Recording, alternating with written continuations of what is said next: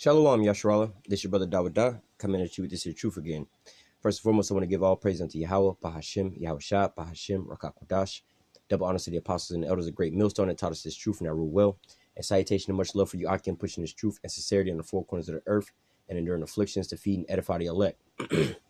So jumping back in on this here, topic dealing around Thanksgiving and things like that. It's a perfect time to bring out this here edification, clear up some things, especially dealing with the Northern Kingdom, where a lot of people think, the so-called natives, Latinos, and the so-called Latinos and Native Americans aren't Israelites. All right. And nevertheless, dispelling some of these myths and mysteries, but nevertheless, just touching on a couple of different things that's not in this. They have some of the oldest Israelite artifacts have actually been found over here in the Americas, right? You can go back, look at Glenn Beck, right? And why he got fired from Fox, right? He found these little stones or whatever, whatnot, the oldest 10 Commandments and the oldest Hebrew writing, the old ancient Paleo Hebrew writing, all right, over here in the Americas, all right? And there's no explanation of how, the so-called natives, right, had the 10 Commandments, a lot older version of the 10 Commandments. Then, and when I say that, I mean like the writing, all right? They wrote in the original Hebrew writing, all right? But nevertheless, they had a lot of Israelite customs. Like when you look at their wardrobe, they was wearing the fringes, This is why, like, you see a lot of things is recreating these images, like the so-called Native American outfits. They had the fringes on there, or hell, even when you look up, like, if you see me on the highways and the byways, right, the garment that I wear, I wound up getting that off of Amazon. I looked up, I think, Mexican poncho, right? Basically, and all you had to do is add the border of blue. It's the same thing as the garments that we were wearing in ancient days. Where did these things come from? All right. These are basically, signs that showing you that the natives, the Northern Kingdom, the so-called natives and the Latinos are actually Israelites. All right. They was actually speaking Hebrew before the so-called white man came over here and gave them a whole different language. All right. So we're going to go into this a little bit about this guy named Louis de Torres. All right. This is Jewish explorer, interpreter. All right. You have to understand history and things that was going on in history, all right, and how at this point in time they was changing names of different people, all right. So, for instance, like today, the Americans today, all right, we're gonna talk about the Edomites, right? We're not talking about the so-called Latinos and Native Americans, right? Just the Americans, the so-called white man here in America, right? They called themselves Americans. In fact, before that, they was calling themselves Americans. When you go back to that history, they fled from Europe, basically, fleeing taxation, what they said was taxation and persecution, and came over to this here land. So instead of calling themselves Europeans, all right, they started calling themselves nowadays Americans, right? You don't hear them call themselves Europeans today, right? They call themselves Americans, right? And they'll even try to make a differentiation between themselves and their Europeans when they the same people who just happen to come over here, right? So, hey, it's just like the Chinese people, right? To give you a better perspective, Chinese people predominantly live in China, right? If they move over to, let's say, Cuba, right, and populate all of Cuba, and now all the people over in Cuba are basically Chinese people, they may call themselves Cubans, but they're not Cubans, or so-called Cubans, right? They still Chinese people who just so happen to live over there, right? So you have to take this into consideration when we go through some of these different names and don't stumble on some of these stumbling blocks. Again, you have to go back into history, the time frames of when these was going on and who these people really were at this point in time. All right. Just like how you would think of the Roman Empire being Edomites. Well, not all of the Roman Empire was Edomites. You had a time, you had like the split, you had the Ottoman Empire and the Byzantine Empire, right? Going into the Dark Ages, right? The Byzantine Empire was Jakes, the so-called black people that was ruling over there, man. All right. Just like in Europe, right? The original Europeans was Jakes over there, man. All right. Just like you can go and read the King James 1611 Bible, right? That was a so-called black man who was reigning over there at that point in time in the 1600s. All right. So for them to call themselves Europeans, they weren't Europeans. All right. And nevertheless, all these names are all made up anyway. But, they actually Edomites versus Israelites. But nevertheless, calling themselves these things are stumbling blocks to our people nowadays. They're like, oh, the so-called white man has always been Europeans. Well, nah, in 1611 and before that, they were Jakes. You know what I'm saying? Same with the Spaniards, which we're going to get into. The Spaniards were not always so-called white people, right? Some of you so-called black people who did somewhat some little research or heard somebody talking about Moors, all right? You have to understand the Moors was basically Israelites, all right? The Southern Kingdom that was over there that had converted into Islam, the religion of Islam. These are still Israelites who just had a different religion.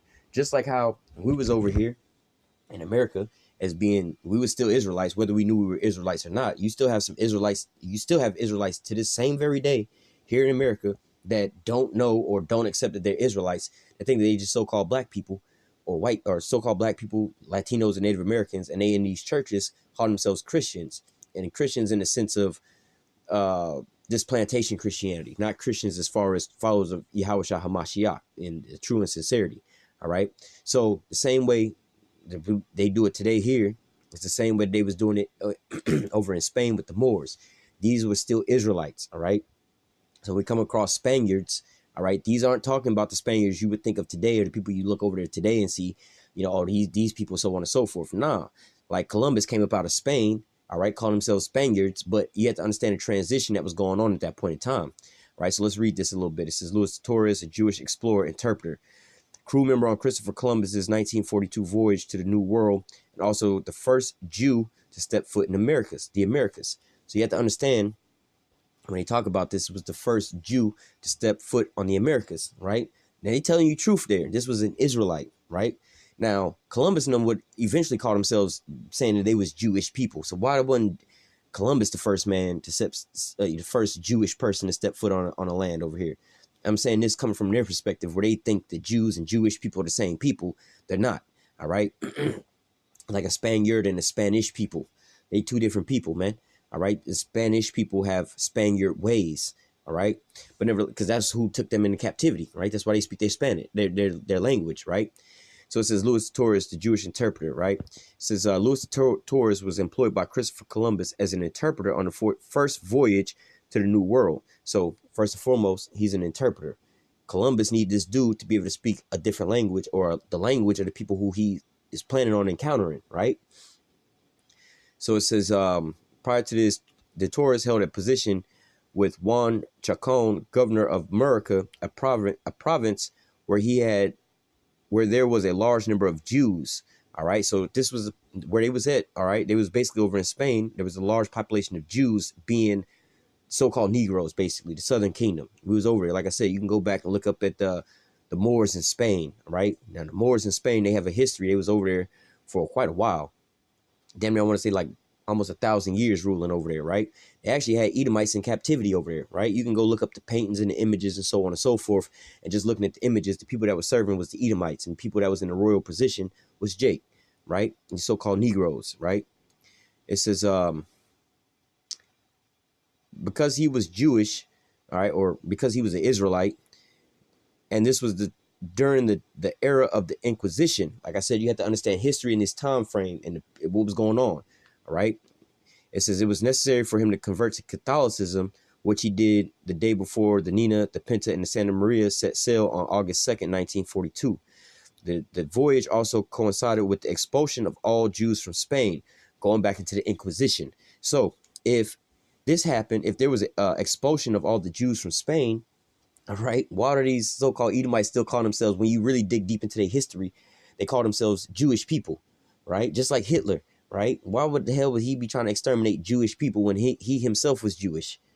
You know, and when I say Jewish, I'm not talking about these was Israelites. These are Edomites who are coming under the name of being Jewish, you know, Jewish converts. You know, you can go back to Kagan Bouillon and the Khazarian Empire from the Khazars, right? Where they started, well, really before that, shit. In the Roman Empire, you had the same situation, like Herod the Great, man. You know what I'm saying? The Herod was talking about he was a goddamn Israelite, but he wasn't no Israelite, man. All right?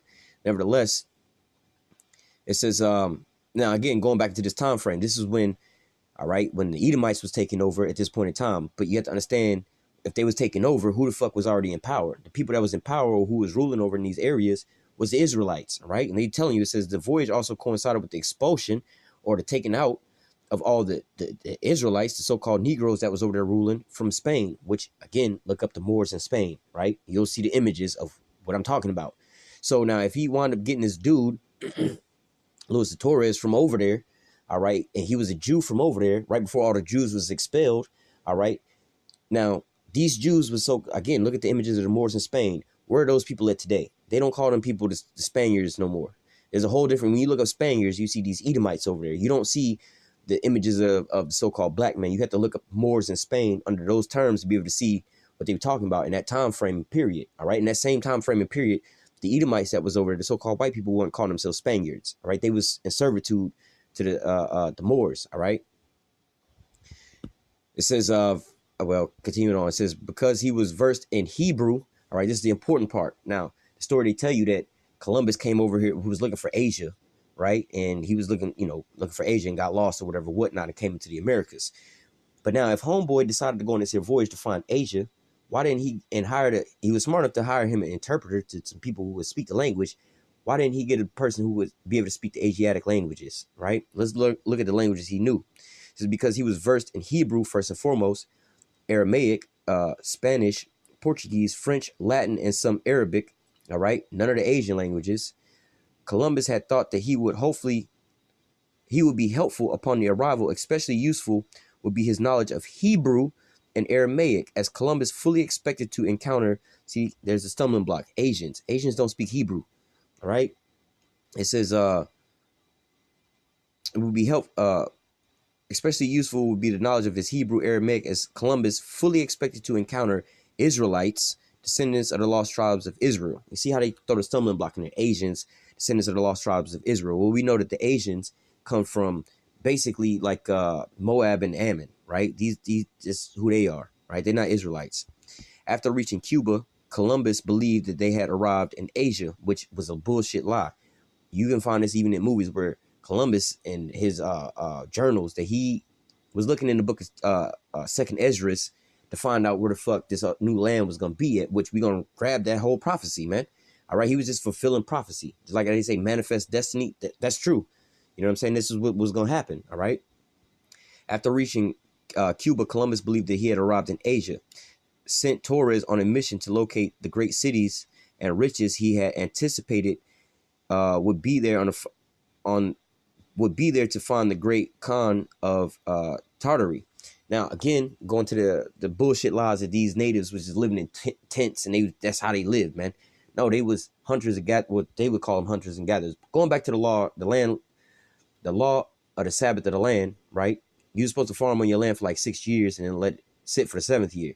They was just moving to a different place, and they would, like today, they was going, we move around on a vacation or whatever. We go to a hotel, nowadays Airbnbs. That ain't our real house though. We got our house back at home, man. All right. So when they was gone for this here year, they would live in these tents, man. But they clearly had buildings here, man. Like clearly had buildings. Like where I live at, they got buildings out here, man. From back in the old time, well, the remains of their buildings from back in their times, man. All right. But here it says, so Columbus has sent tourists on a mission to locate great cities and riches. Now, how the hell, they going over here looking for money, riches, and these cities. Now, they not living in tents. They was living in actual buildings. This whole place was fully built up. They had irrigation and everything going on over here, man. All right.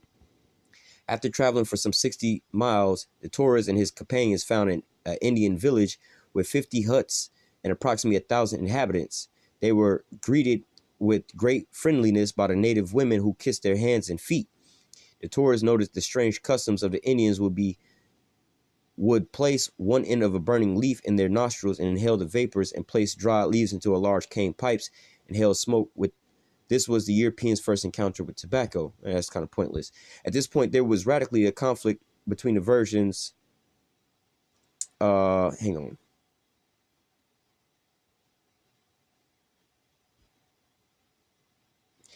Yeah, I'm not going to read this for time's sake. This is your second paragraph. But the point I wanted to get here says, regardless of his final outcome, Luis de Torres was without dispute the first Jew to set foot in the Americas. All right. Now, the point of all of this is the fact of, first and foremost, that there's no question that Luis de Torres was a Jew, was an actual Israelite, right? From the time, and he came out of the place and the location where the Israelites was scattered at, where they was at over there in Spain. All right. He spoke the Hebrew language. All right. Columbus employed this guy, brought him over to the Americas to be able to speak and translate Hebrew, because he was expecting to find Hebrew people, the descendants of the tribes. It says because he was versed in Hebrew, Aramaic, Spanish, Portuguese, French, Latin, and some Arabic. Columbus had thought he would be helpful upon the arrival. Especially useful would be his knowledge of Hebrew and Aramaic, as Columbus fully expected to encounter, we're going to say, Israelites, descendants of the lost tribe of Israel. All right. That's who he came over. That's who he thought he was coming over here looking for. He wasn't looking for no Asia.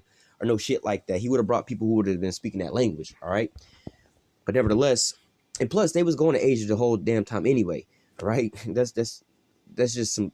Hey, when you be indoctrinated in this school system, this fool system, you'll believe anything, right? So let me go to we'll just go ahead and touch on that scenario first.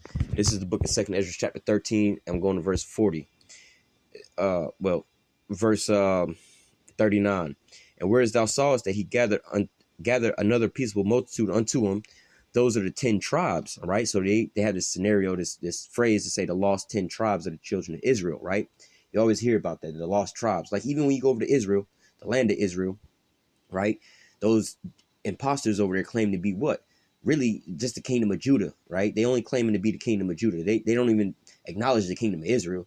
They just say that, look, we the tribe of, or the kingdom of Judah. They say that they the tribe of Judah and the tribe of Levi, right? They don't even claim the tribe of Benjamin. I don't know what they think happened to them, but they only claim to be the tribe of Judah and the tribe of Levi, which is the kingdom of Judah.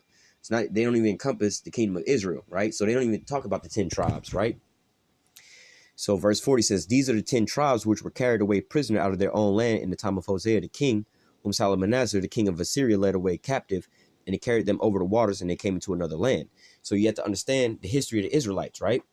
Now you had the Israelites, they wound up splitting, all right? The kingdoms were split into two after the death of Solomon, right? You know, you had two different kingdoms, the northern kingdom and the southern kingdom. The kingdom of Israel, which is basically in nowadays terms, it would be the so-called Latinos and Native Americans, right? Those are the 10 tribes, which make up the kingdom of Israel. Then you have the southern kingdom, all right, the kingdom of Judah, which is Benjamin, Levi, and Judah, all right? Basically the Negroes, right? So it says, verse 41, but they took this counsel among themselves that they would leave the multitude of the heathen and go forth into a further country where never mankind dwelt. So this is, you know, the first sign of where they're going. All right, they're going to a further country where never mankind dwelt. So think about it. Over on the eastern, what they call the eastern hemisphere, that whole landmass had been pretty much occupied. You know, they was even dwelling upon the doorsteps of Russia. You know, because Russia go further into the no man's land, but it wasn't talking about Russia. All right, because there were still people living on that, pretty much in that same area. All right, so the place where never mankind dwelt. Fast forward in time in history, where they said that Columbus was going into the new world. They was coming to a whole new world where they wasn't so-called, in their story, they wasn't expecting to find nobody. You know, the story they tell everybody, oh, we're going to this new world, the new land, right? So they decided to go to this new place where never mankind dwelt, all right? And which was ironic when Columbus and them came over here and so-called discovered this place, right? When they found out about this here place over here, which they knew about this place, all right, they only found one group of people over here. It was only the so-called Native Americans over here. You didn't find so-called natives over here with so-called Chinese people, with so-called Africans, with, you know, with some Edomites over here. You didn't find all these different people over here like you see them today, all right? You only found the so-called Native Americans over here, man, all right? Verse 42, that they might keep their statues, which they never kept in their own land, and entered into the Euphrates by a narrow path of the river. For the Most High then showed signs for them and held still the flood till they were passed over. And more than likely, they followed after a chariot to get over to the Americas. Just like Columbus, when you go into Columbus's journals and things like that, he followed a chariot all the way over here. All right, same way. All right, they followed a light. You can look that up about Columbus and his UFO account. Right, he followed a chariot all the way over here. Right. Verse 45. For through that country there was a great way to go, namely a year and a half, and the same region is called Ashereth.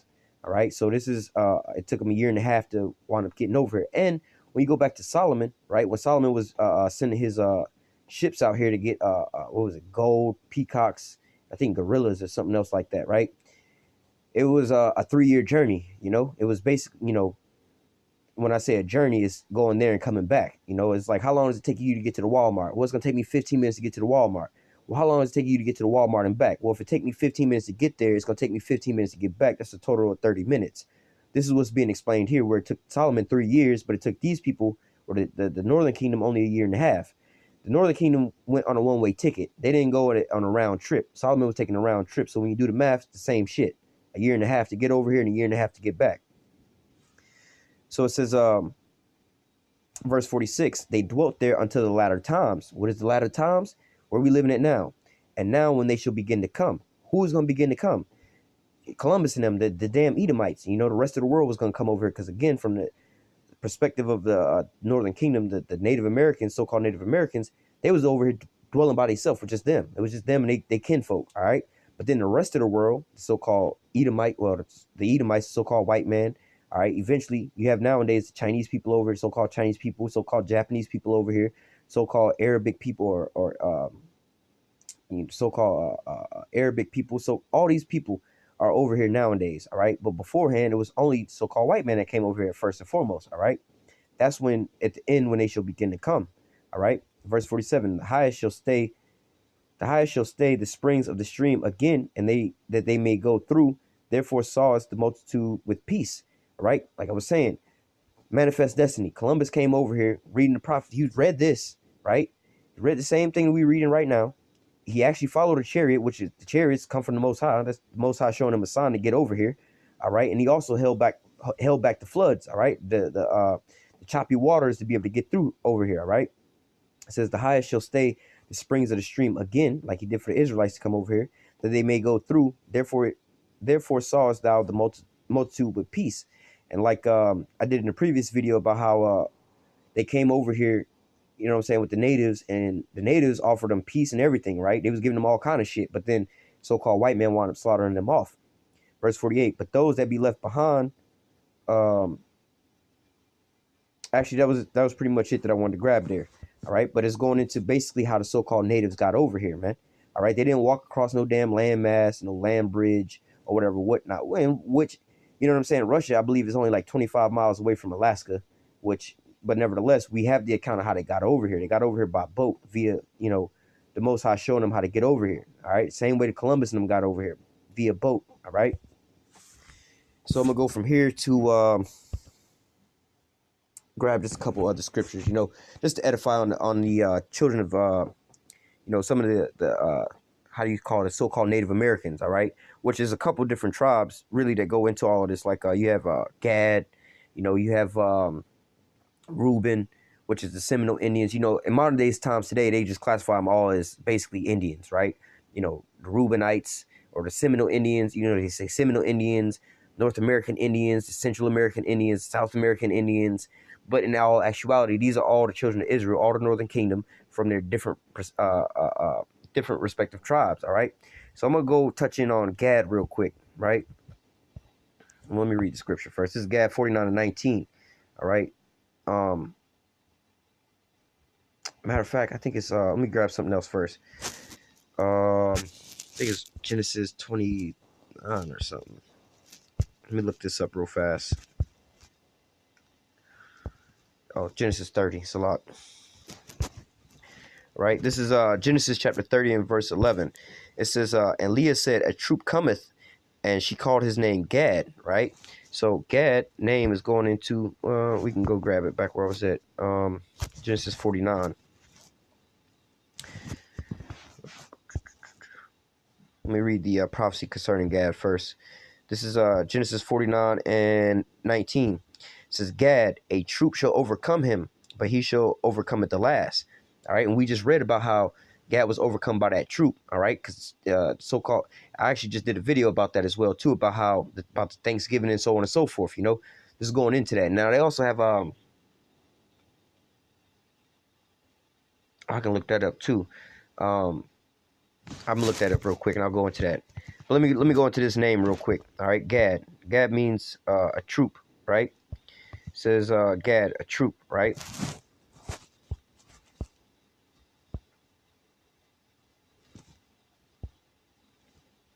Let me go further into this. It says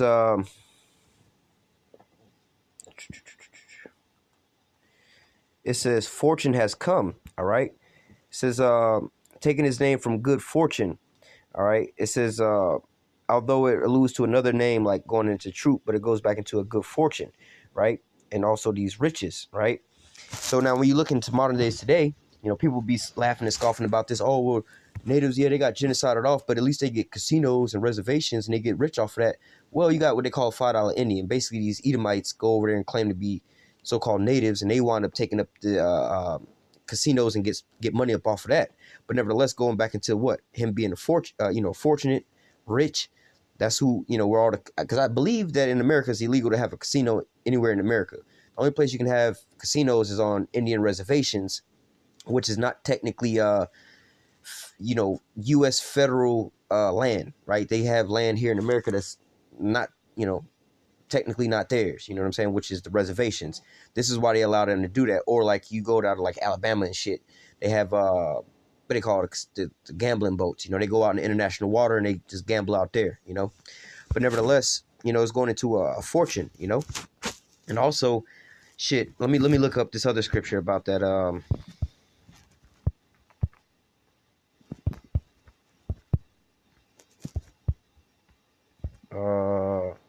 No, that's up here. Oh, it's in the book of Isaiah, I want to say.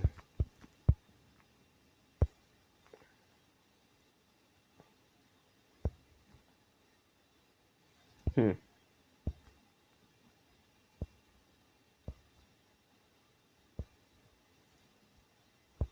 All right, I gotta look it up then.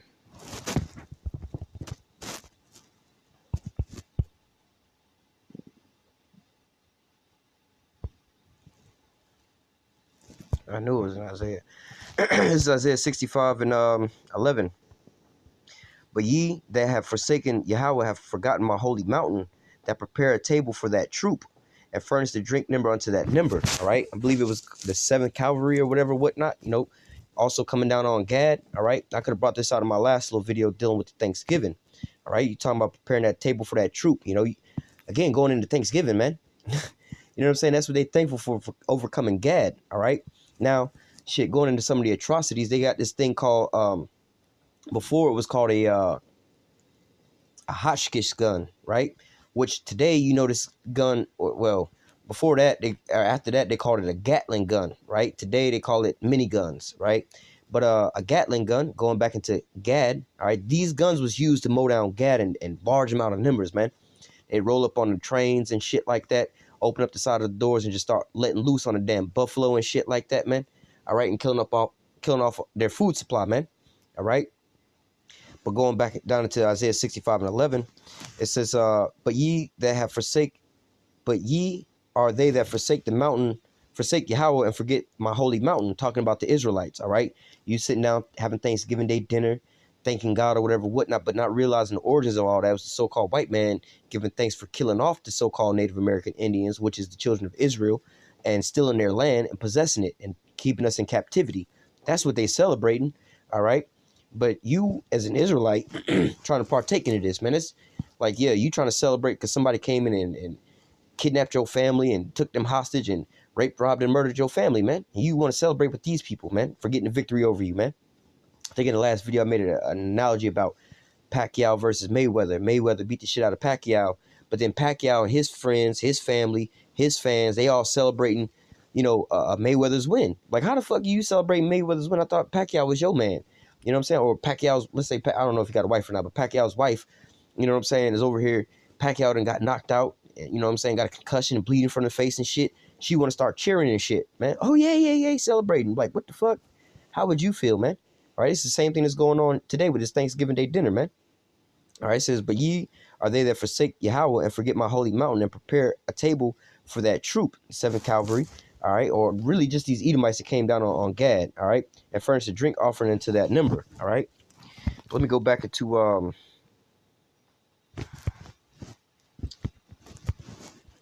Genesis 49 and 19. It says, Gad, a troop shall overcome him, all right, and that's what happened when you go back into the history of what happened to the Native American Indians, all right. They was taken out by basically these Edomites, all right. But it says, Gad, a troop shall overcome him, but he shall overcome at the last. All right, because like the prophecies say in 2nd Ezra chapter 6, Esau is the end of the world and Jacob is the beginning of it that followeth. All right. Gad is an Israelite. Jacob's name was changed to Israel, right? So ultimately, Israel is going to wind up overcoming Esau because Esau had wound up overcoming Jacob at a point in time. But what? Esau is the end of the world and Jacob is the beginning of it that followeth. All right. Just touching on Gad real quick. Let me see. I want to grab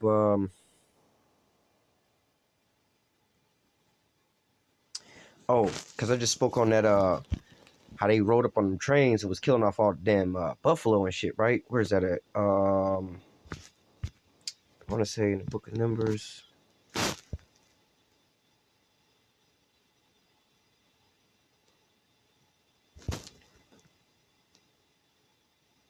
Con. Right now, here's another thing, right? Let me just read this here. Let me see if I can find it somewhere else in here too, because they dwelt together. You know, the Northern Kingdom pretty much dwelt together once, especially when they came over here, man. All right.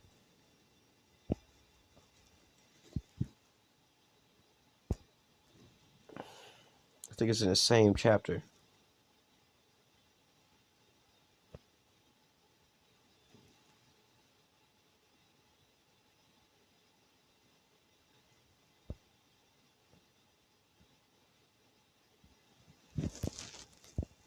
Slovakia. I mean, this is a good chapter right here to read about, you know, dealing with Gad, Reuben, and I believe they talk about Manasseh as well, too. Right here. All right, I'm going to come back down to that. But let me read from the top first. All right, verse 33, I'm going to go back to that. Numbers 32 and 1. Now the children of Reuben, which are the so-called Seminole Indians, and the children of Gad, which are the so-called North American Indians, had a very great multitude of cattle, right? So they was farming and cattle, pretty much to say. Or fast forward into today, where they say bison, right? This was their mainstay, and this is how the Edomites pretty much try to killing them all off by starving them out by killing off all the damn bison, right? This is why we don't really have no bison nowadays, right? And what is bison? Bison is in the family of what? A cow, right?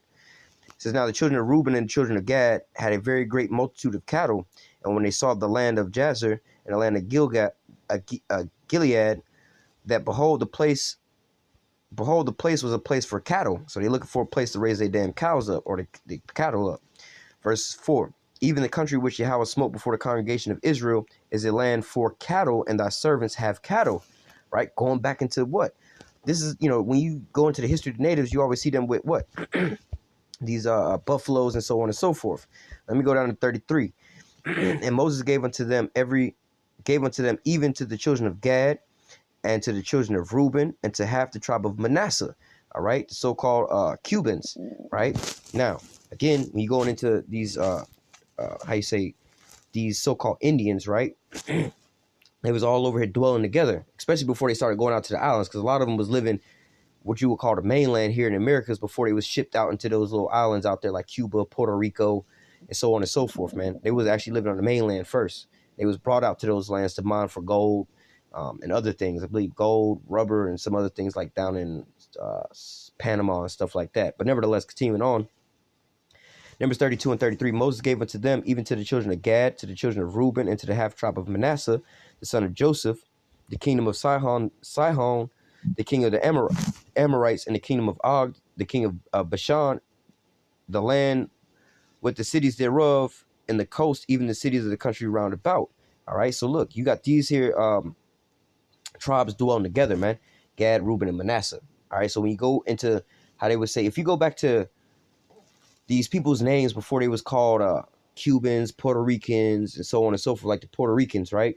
Puerto Rico means rich port. Port Rican, rich, right? Rich port. That's what they was calling them, right? Like Haitians means like basically you could say demons, because Haiti was what you would call hell, right? And the people that lived there in, you like hellions or demons, right? That's what they was calling them. There was another one too where they was calling them like a dog or some shit. You know what I'm saying? But and Indians mean savage. These weren't the names that they, you know, had on themselves. But nevertheless, like you had and even before those names, you had like the names of the Tainos or whatever, whatnot. When you look up the Taino Indians, all right, which would basically be the Ephraimites, so-called Puerto Ricans, all right. They had different names before they was called what they was called today. All right, so they still under the same names. Let me grab that too. I brought this out in the last lesson. The book of Deuteronomy, chapter 28. Let me grab a couple of different precepts. Was it 18? No.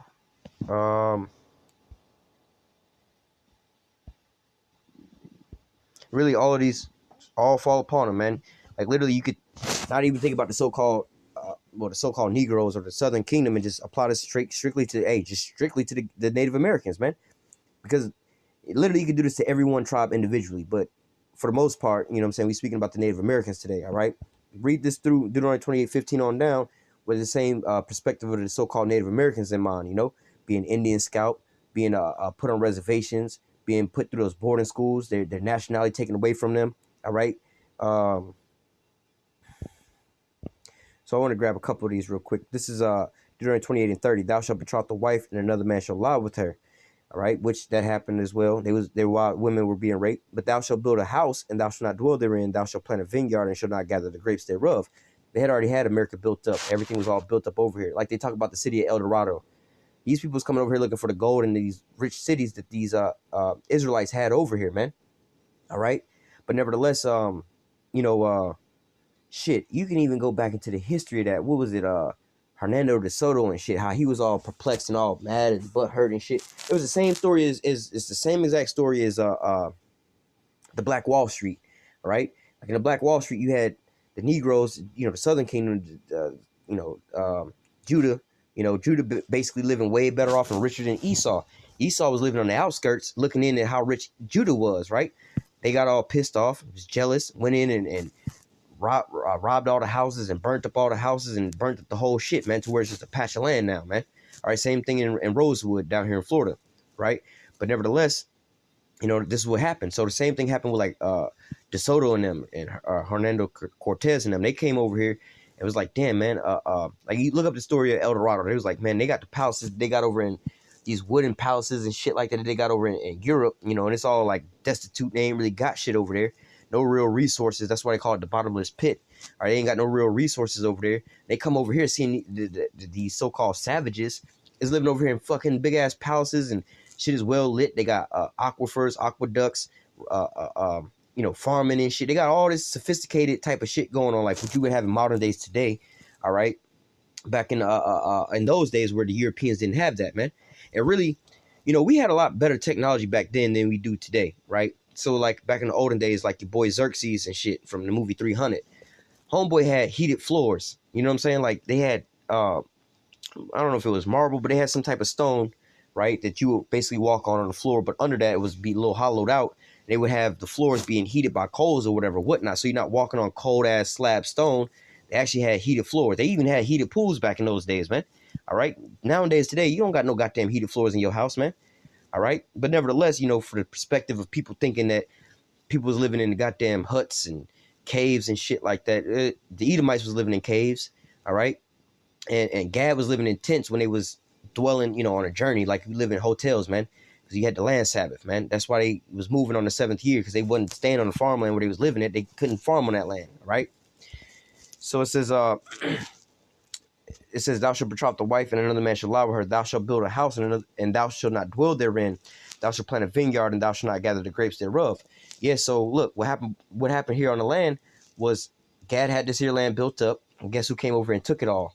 Now they living on these small-ass reservations, and they calling this the so-called white man's land over here now, all right? Gad was the one who showed Esau how to plant and how to live over here, how to live off of, how they call it, agriculture, you know, being damn, I can't think of the word now, where you live like a farming type of life. But nevertheless, you know, this is what Gad was teaching Esau. But guess what? Gad was the one that was starved out over here. How the fuck we taught y'all how to eat and y'all starved us out? They killed off all the buffalo and wound up taking away all the crops and stuff away from them. All right. In verse 31, speaking of the buffalo, thy ox shall be slain before thy eyes. Thou shalt not eat thereof. All right. Going right back into the damn buffalo. Thy asses shall be violently taken away from before thy face. Thou shalt not have, and shall not be restored to thee. Thy sheep shall be given into thy enemies, and thou shalt not have none to rescue them. All right. Oh shit. 32. Thy son and thy daughter shall be given to another people. Thy eyes shall look and fill with longing for them all the day long. There shall not be no might in their hand. Going into those boarding schools. All right. Verse 33, the fruit of thy land and all thy labor shall a nation which thou knowest not eat up. Thou shalt be only oppressed and cursed always. Is that not the story of the so-called Native Americans? When they came, the Edomites came over here, they showed them how to farm and how to eat. But guess what happened to them? They wound up overtaking them and pushing them off in the reservations when they had all of the Americas, North, Central, and South of America. All right. But yet and still now they living on small little reservations, man. All right. When you collectively put together all their reservations, this is a lot smaller than shit any given damn state that's, called in the United States today, man. All right. Verse 34, thou shalt be mad for the sight of thy eyes, which thou shalt see. And now you start seeing a lot of these so-called natives that's living on these reservations, all right, drinking themselves to death, man. All right, because of the oppression that they up under. All right. Let me go down to verse 37. Thou shalt become an astonishment, a proverb, a byword among all nations, whether Yahweh shall lead thee. All right. What do we refer to these people to as till this same very day? Indians, which goes back into what? A savage, right? This is what we call these people today, man. Oh, the North American Indians, Native American Indians, the Indians or whatever. That's just going into savages, man. They just do, how do I say, bringing you to becoming less human so that they can basically not have that psychological mind fuck of killing humans, right? Just like for instance, you may have a problem with pulling a trigger and blowing somebody's brains out, right? You see this all the time in movies, like, I can't do it or whatever, whatnot. Because you see a human being right there. You see another life just like yours, right? It's something hard to do, right? But when a goddamn mosquito, which is another living being, is a living, right? You know what I'm saying? It's got kids, it has family, whatever, whatnot. It's got to eat and everything like that, right? It's living. Mosquitoes, spiders, whatever, whatnot, man. Roaches. We have no problem with smashing these motherfuckers, right? Because why? We don't look at it as human, right? Same way with animals. You go out and slaughter certain animals to eat. Oh, it's chicken. We got to slaughter this shit to eat it. You know what I'm saying? But it's got kids, it's got a family, whatever, whatnot. It's living, it's breathing. How come you don't care about it? We supposed to be eating this shit. It's food. You don't look at it as human. That's why you think like, nah, we ain't eating no people. That's crazy. That's human. We'll eat this here. It's still a body. It's still flesh. It's still got life. It's still living on this earth. One is a human. You look at it as human. The other one is an animal or an insect. It's insignificant and comparably to you. It's not on your same level, right? But when you demonize a person to the point to where you take that human aspect away from them, all right, the human psyche allows them to just do whatever to them. All right, for an example, back in the Roman Empire, they was calling them the barbers or the barbarians, right? Just basically, fast forward today, I'll give you other names. The Indians, savages. Today, they call them terrorists, right? You have no problem, the American government say we're going on the news, we finna go bomb Syria, we killed 35 different terrorists today, everybody go and cheer. But if they say, oh, we went over to Syria and we bombed 35 human beings and killed 35 people be like, what the fuck? What y'all doing? Well, hold up. You know what I'm saying? So as long as you bring them to a state to where you're not looking at them as human, you have no problem with killing them. All right. And this is what they wind up doing by bringing them, calling them a byword and proverb going into that Indian. Are they savages? We got to civilize these savages over here. And that's what wound up happening, man. All right. So look, man, the so-called natives, the so-called natives and the Latinos, I wasn't really speaking on them, but hey, they all in the same boat, man. They all Israelites, man. All right. And this is a point in time, where, hey, the fact of the matter, you celebrating the genocide of their people getting killed off, man, it should be a sign unto you that these are the children of Israel. All right. This is Daniel chapter 9, verse 12. It says, and he had confirmed his word, which he spake against us and against our judges that judged us, by bringing upon us a great evil, which we was just reading some of that in the book of Deuteronomy chapter 28. All right, starting in verse 15 on down, which are the curses. And a part of those curses will be bringing Esau, Edom upon us, right? It says, for under the whole heaven have not been done as have been done unto Jerusalem. Now, Jerusalem is speaking about the nation of Israel, right? You have the kingdom of Israel and the kingdom of Judah.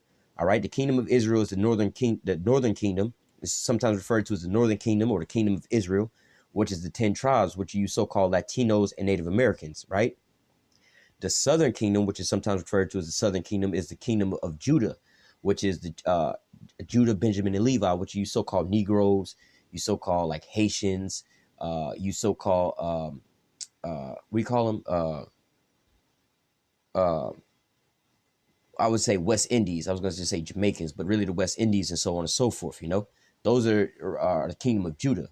But nevertheless, like I said, you have the kingdom of Israel and the kingdom of Judah. These are two different kingdoms, right? Because the nation of Israel was split into two different kingdoms. But you have the whole nation of Israel, the children of Israel, which consist of the northern kingdom and the southern kingdom, the kingdom of Israel and the kingdom of Judah, the so-called Negroes, Latinos, and Native Americans, right? So it says, for under the whole heaven have not been done as have been done unto Jerusalem. And Jerusalem, which means the city of peace, which is talking about the Israelites. So under the whole heaven has not been done as have been done to the children unto Jerusalem. So shit, you can throw some numbers up, right? You know, because we speak about the atrocities that happened to the so-called Negroes, how the Middle Passage alone, 99 million so-called Negroes died in just the transport getting over here in the Middle Passages alone. All right, not to mention the amount of ones that went into slavery. They only tell you about, and they'll give you some bullshit numbers about 12%, or 12 million of them came into the United States, when it was way more than that that came over to the United States, which I believe Brazil actually got the most. But nevertheless, um, you know, we're going to talk about the Middle Passages. 99 million of them in just the Middle Passages, right? That's a lot of fucking people, right? Gad, right? The Northern Kingdom, right? 100 million of them was slaughtered off in this here land, man. More than 100 million, really, because it was more than 100 million of them living over here in the United States, man. All right, just the United States alone. You know what I'm saying? It was more than 100 million of them living over here in the United States alone, and now they had been brought down to less than a million. All right, and not all of them got killed off. Some of them actually, like the last video I did, like the prophecies say, let's cut off Israel from their remembrance. There had to be a falling away first. So they, on their birth certificates, relabeled them as different things: mulattoes, Negroes, so-called white people. So they wouldn't even think of themselves as so-called natives anymore. All right. So this is the prophecy. They was going to become a byword and a proverb. They was going to discontinue from their own heritage. All right. These same people, you know what I'm saying, the most atrocities will happen unto them as well too, man. All right. You've never had you have had other accounts where there was large amounts of people like that got killed off, but this was like World War I and World War II. You know what I'm saying? It was like 50 million people from these different places like Russia, China. But China is not the Edomites, but nevertheless, they was a part of that as well too. But nevertheless, the majority of all these people that died was all Edomites. It was all pretty much Edomite on Edomite warfare. All right. So it wasn't like the Edomites was going off, and the Chinese people wound up killing their own people. Their dictator wound up killing their own people. So it wasn't like that the Edomites came over here and killed off all these goddamn Chinese people. Only people that the so-called Edomites was doing that to was the so-called Negroes, Latinos, and Native Americans, which are the children of Israel, which I'm going to read it again, Daniel chapter 9 and verse 12. And he have confirmed his word, which he has spake against us and against our judges that judged us, by bringing upon us a great evil. For under the whole heaven have not been done as have been done unto Jerusalem. All right. So look, when you talk about the 100 million that wound up dying of the so-called natives, the 100 plus million of them that died, them being Indian scalped. All right. All these different Thanksgivings that was upheld about them, giving them the strong drink, the alcohol, taking away from them their heritage and all, so on and so forth. They're under the same curses you so-called Negroes are, man. And the so-called Latinos, man. All right. That's why they call them these fucked up ass names and stuff like that, man. All right. But nevertheless, Lord willing, this here lesson was edifying into the elect, you know what I'm saying? And Lord willing, you was able to be edified on this here day that they celebrate as Thanksgiving, so on and so forth, you know what I'm saying? And actually get the real understanding about this, and that you wake up, because the Lord is really doing the work right now, man. He's waking up the children of Israel, about to bring us back to our natural state, man. All right. And you don't want to keep cleaving to this damn so-called white man over here, this damn devil, man, and following after his ways, at least you take the same punishment, man. All right. So I'm going to go ahead and close out with that. Lord willing, this here lesson was edifying into the elect. Until next time, I say, call halal Yahweh, Bahashim, Yahweh Shah, Bahashim, Rakakwadash. Double honor to the apostles and the elders, a great millstone that taught us this truth and that rule well. And salutation and much love for you, I can pushing this truth and sincerity on the four corners of the earth and enduring afflictions to feed and edify the elect. Until next time, I say, stay strong and shalom.